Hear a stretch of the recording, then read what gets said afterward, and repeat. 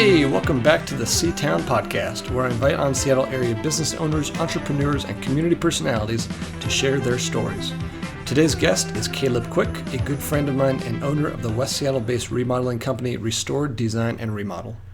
In the interest of full disclosure, Caleb is also a friend of mine whom I have done a few jobs with in my past life as a finished carpenter, and whom I have referred some of my real estate business clients to for remodels.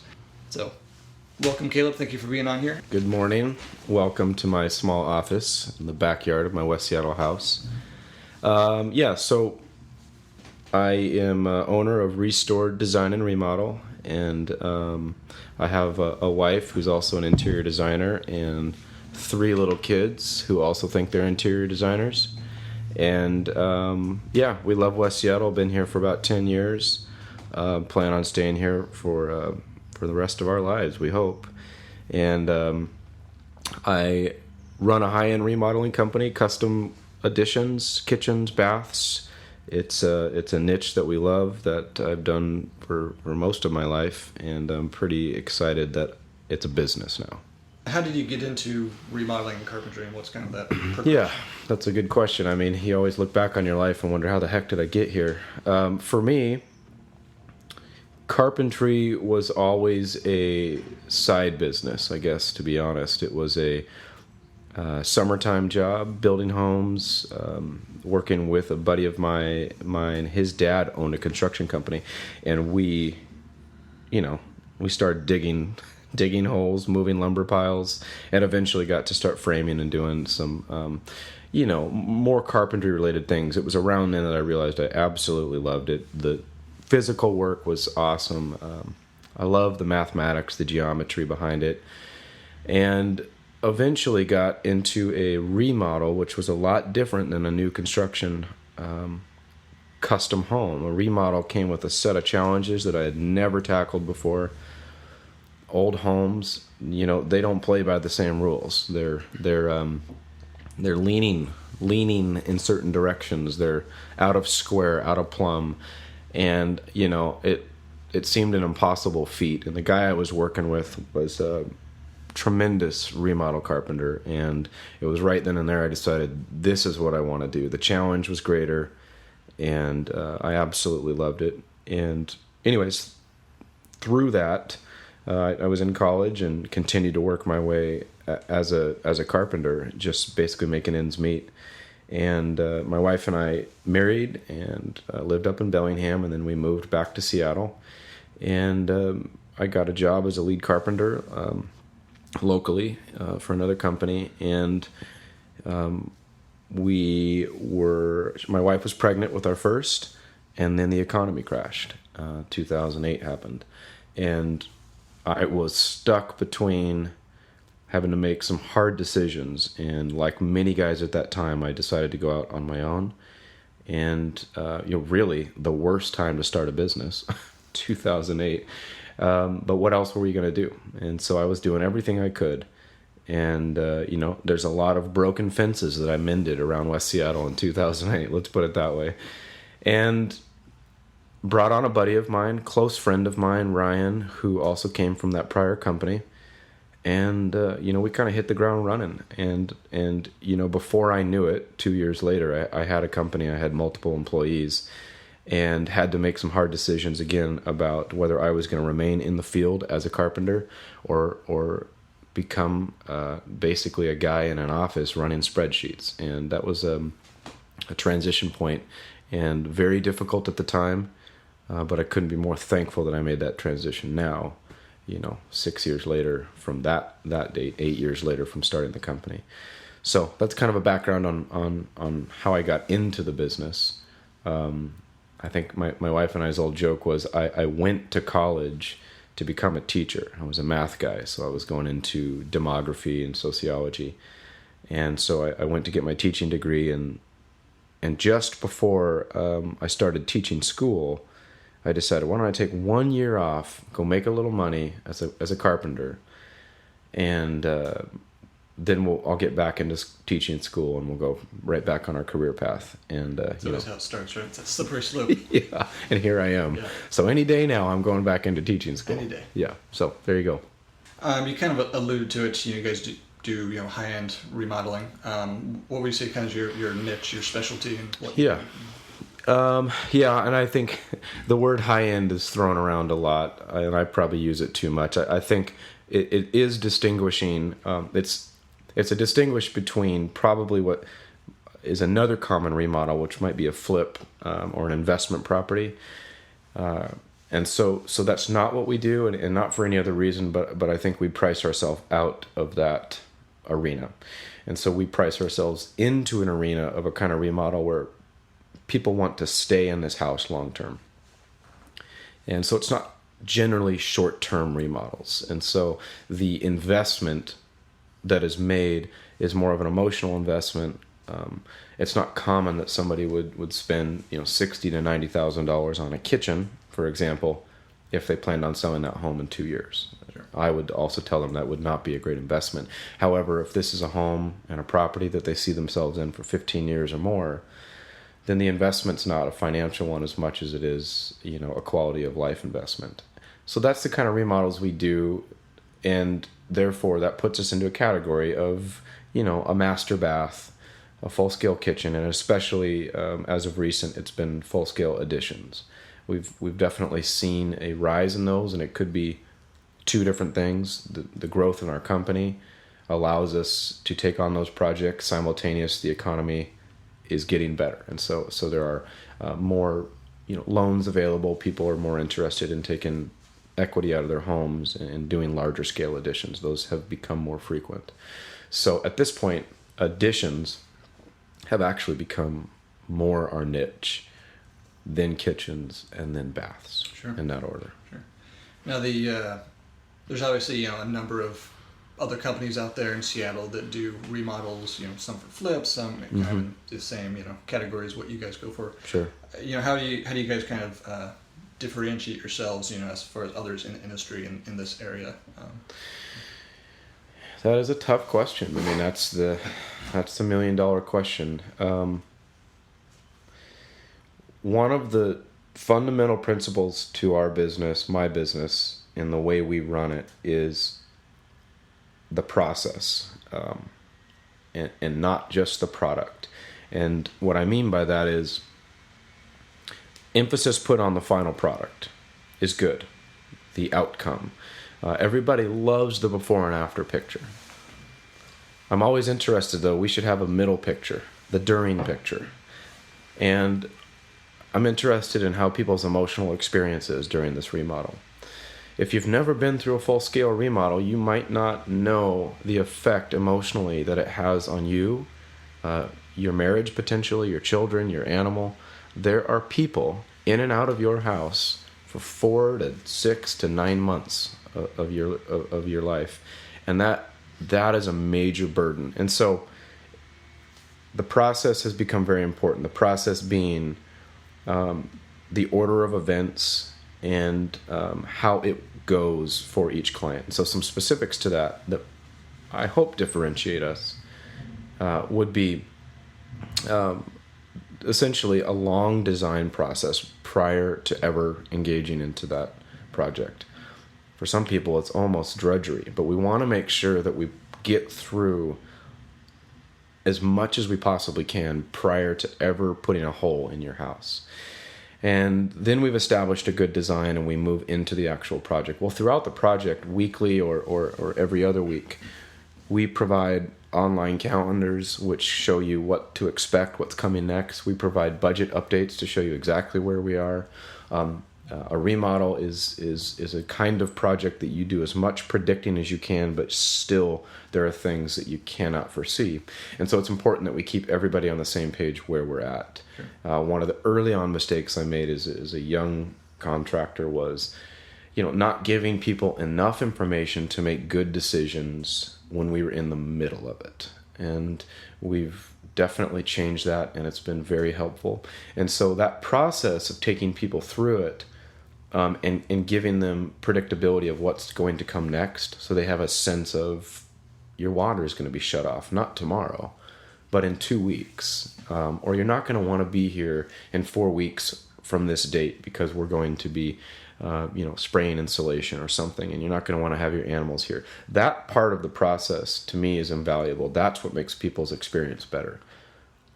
Is some forethought and carrying through it. Now, the end product we still think is the best darn product that you're going to get. Sure. Don't get me wrong, but I'm a little biased there, of course. But the process itself has been one that we've really honed in on, and I think we've done a good job. Sure. And our past clients, I believe, would agree with that. Sure, and that's the feedback I've gotten from clients that we share. Clients that I've referred to you, and the feedback I've always gotten is, we love Caleb. Mm-hmm. We love, the communication, the planning, everything's up front. And then it's kind of a bonus. Hey, the end product is also amazing. That's great to hear. I mean, I mean, it's, and the reality is you're only as good as, the guys that are doing the work. And, as I mentioned earlier, I sometimes realize how my job has come down to basically a glorified planner, and setting things up and working through designs. But the reality is we have a really great architect and multiple that we work with. One in particular, we have a great engineering crew. My guys who work for me, who are on the payroll, worked for me for a long time. I mean, these guys, are not only some of my best friends, but some of the best darn carpenters out there. And so they value the same kinds of things, having a good, smooth process. And that product, that final product, is built upon stages and stages. You're not going to have a good drywall install if you didn't install your framing right. You're not going to have good detailed door casing and window casing if your drywaller wasn't very good. Every single step matters. Yeah. And so I appreciate that feedback, but I can't tell you enough how much the guys appreciate that feedback because they put so much into it. Sure. And often most people don't see it, but when they do see it, it's really cool. It's a really neat thing for guys to get that feedback. So there was something else I was going to say, but you're going to edit this out anyways. What the heck was I just going to say about product, process, feedback? This is live, by the way. Yeah, this is live. Hey, Mom. I cannot remember for the life of me. It'll come back to me. There was something that you had jogged my mind on, but go ahead. Okay. So one thing I was going to kind of touch on, it's the flavor I've definitely gotten is that there's investment. There's obviously a client-facing culture that there's a consistency with the work, with the appearance of the workers, with the quality of care you take while you're in the home. But then I've also gathered there's definitely this internal culture of like pride. It's not just a revolving door of people looking for their next paycheck, but all the workers are on the same page as far as the mission, essentially, what you're trying to do, what you're going for, and your kind of work. I mean, it's completely true. Although I will be honest. I mean, one of the fundamentally most difficult things are finding guys and gals who share the same vision and who want the same culture. And so meanwhile, while I've had a few guys who have stayed with me from the beginning, it had felt like a revolving door in the beginning, for sure. I saw a lot of guys come through the door. I can say this, that since the beginning of me being in business, I've never laid somebody off, but I've fired plenty. And the reason that distinction is important is we've always done a good job at keeping a consistent work flow. Mm-hmm. But if you're not the right person, and for some guys, that might have just been a personality thing. They just didn't fit with how we were doing things, and nothing wrong with them. But eventually, over time, the right crew begins to stick. And that's where we are. I mean, I've got 6 guys working for me. We're small, but 6 amazing guys, and 1 office manager, a gal who's been with me since the beginning. And those people, you do what you can to keep them on board. Sure. And so in that regard, you're correct. That they share the same culture. They have the same level of pride in taking pride in the quality of the work, the pride in the client interaction, and the kind of the utmost seriousness is paid to the clients. This is their home. This is not ours. Mm-hmm. This is their remodel, not ours. And so I think that's more to the experience that we try to provide. So I'm very, very happy with the guys we have, but there's always thoughts and visions of expanding and growing. But you can, in this culture, you have to be careful. You got to grow slow. Sure. It's not where right now more than ever. There's probably a temptation to want to expand suddenly, strike while the iron's hot. And I'm sure some guys are, and good for them. That's just not us. We're slow. And I'd love to get out there and swallow up as many possible jobs as I can, but we're going to take it to the degree that we can handle it. Sure. I mean, on that note, what is kind of the, how do you envision, the growth of the company or the trajectory going forward? I would like to see us in the next 5 years be running, 4 full-scale remodels at a time. That's kind of, right now we can run 2 to 3 at once. Any more than that right now, honestly, would put more gray hair and darker circles under my eyes. So I'm maxed out and happy with where we're at. So getting too big too fast is a concern of mine, and yet I don't want to get comfortable with where we're at. So we're on a slow trajectory over the next 5 years to work our way towards a crew of 10 running 4 full-scale remodels per quarter. Okay. It's kind of the way I've written it out. Cool. What would you say is the most enjoyable aspect of what you do? Most enjoyable aspect? That's a great question. And there's so many things I enjoy about it. Just give me the top 20. Yeah. Let's see. Working our way from 25 backwards. If I could say a couple things. One thing that I absolutely love is becoming involved in our community. And I don't mean that we're donating to the Boys and Girls Club, though I'd love to. We're not there yet, but we plan to be financially, donating to our community. But West Seattle specifically, one of my favorite things is to be shopping in the grocery store. I got my kids, I got my wife, and then to see a past client. And, to see them and see just a huge smile, a genuine affection between myself and them to say, hey, I enjoy you, you enjoy me. Could have been a small project, could have been a major project. So getting involved in the community in that way is great. To have my children, know that this is what their father does for work, and we have a good reputation, and they see me go to work every day. I love that. As far as specifically the remodel industry, I absolutely love working with people. I mean, there is nothing better. I'm stuck in an office half the time, so I just absolutely love the meetings. I love to interact with people. Everybody is so different. I have yet to meet 2 similar clients with 2 similar visions. Mm-hmm. It is always a new remodel. So I love that aspect of it. I love people. I love to see what their dreams are and how we can do it, and then get it within a budget that's in a timeline that's realistic. Mm-hmm. So yeah, establishing ourselves in the community is a big one. Working with people, and lastly is probably just the guys that work for me, and my one gal there, Jenny. Those develop long-term relationships are huge. I mean, everybody wants to love where they go to work. Well, I'm sure not everybody can say that, but I can honestly say I love the people I work with, and that's huge. So, those are my top 3. So, Caleb, what would you say some extracurricular activities? When you're not planning your next remodel, what do you enjoy doing? I'm a musician as well. I'm a piano player. I've been doing that most of my life, so I love to play the piano. Playing with my children. There's really nothing funnier and funner all at once to play with humans the age of 6, 3, and 1. We love to snowboard and ski. My wife and I. She was a ski instructor for years, so that's kind of it. I love music. It's kind of a passion of mine, and playing the piano and now getting to kind of teach my kids music has been really cool. And other than that, my wife and I consider ourselves professional daters. We like to go out and eat and drink in West Seattle as much as possible.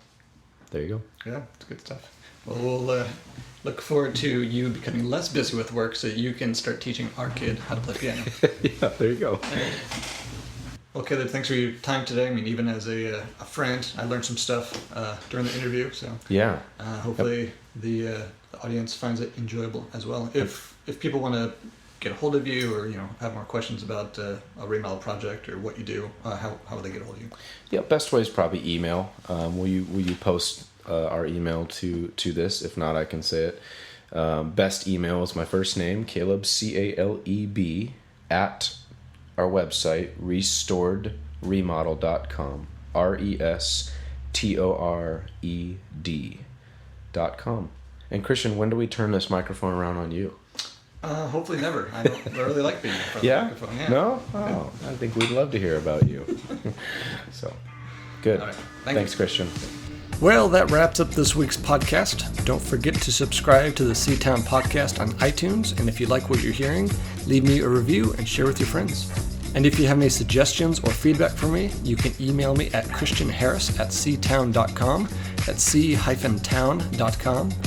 If you would like to be a guest on my podcast, you can also send me an email at that same address or find out more by visiting ctown.com. Thanks for listening.